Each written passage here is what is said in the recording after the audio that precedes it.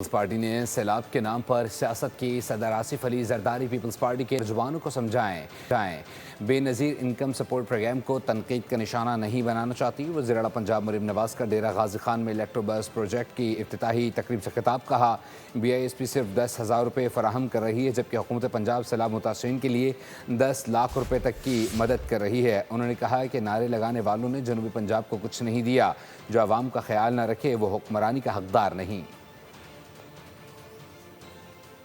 ہمارے اعلیٰ ہیں پیپلز پارٹی، لیکن مجھے افسوس کے ساتھ یہ کہنا پڑتا ہے کہ انہوں نے پنجاب میں سیلاب کے معاملے میں انہوں نے سیاست کی۔ میں آصف زرداری صاحب کو یہ کہنا چاہتی ہوں، بلاول کو یہ کہنا چاہتی ہوں، آصف زرداری صاحب میرے بزرگ ہیں، میں ان کے دل سے احترام کرتی ہوں، بلاول میرا چھوٹا بھائی ہے، مگر میں یہ کہنا چاہتی ہوں کہ اپنے جو پیپلز پارٹی کے سپوکس پرسن ہیں ان کو سمجھائیں۔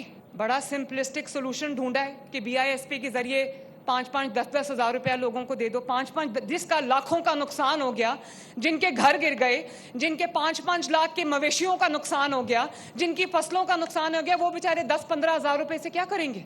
تو یہ اپنے برائے مہربانی، بہت مہربانی، آپ کے مشورے آپ اپنے پاس رکھیں، پنجاب اپنے آپ کو خود مینج کر لے گا، آپ اپنے طرف توجہ رکھیے۔ بہت بہت شکریہ آپ کا۔